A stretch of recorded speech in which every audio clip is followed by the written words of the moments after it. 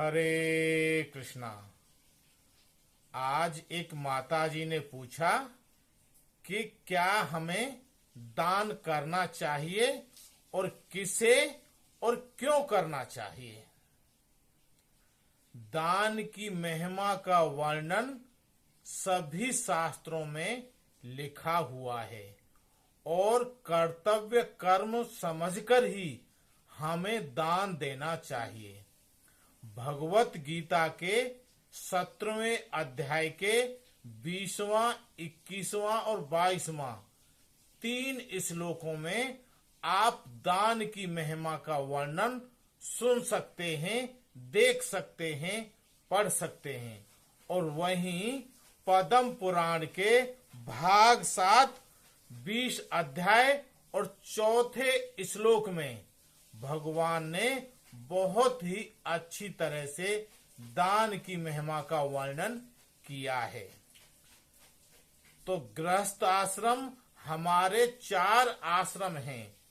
ब्रह्मचर्य आश्रम, गृहस्थ आश्रम, वानप्रस्थ आश्रम और संन्यास आश्रम। ये 3 आश्रम गृहस्थ आश्रम के ऊपर टिके हुए हैं।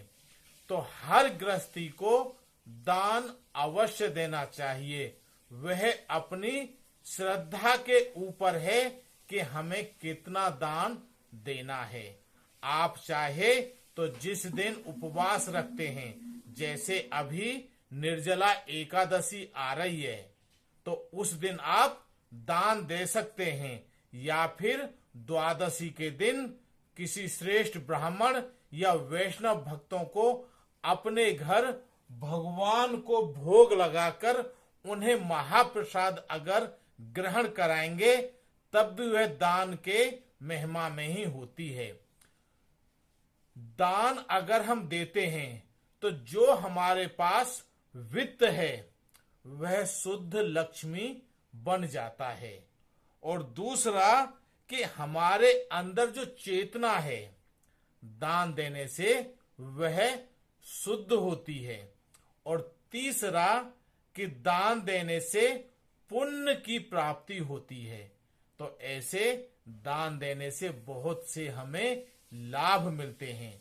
चाहे आप किसी को महाप्रसाद दें, चाहे किसी को तीर्थ यात्रा या भगवत धाम दर्शन कराएं, चाहे बहुत अच्छे अवसर जैसे कि निर्जला एकादशी पे आप भगवत गीता, भगवान को जप करने वाली माला और तिलक लगाने वाले छोटे से छोटा, बड़े से बड़ा दान करेंगे तो वह आपके हजारों जन्मों तक पुण्य अक्षय रहेंगे।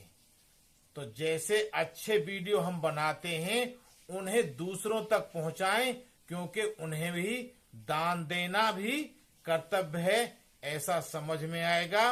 और कहाँ लिखा है यह अवश्य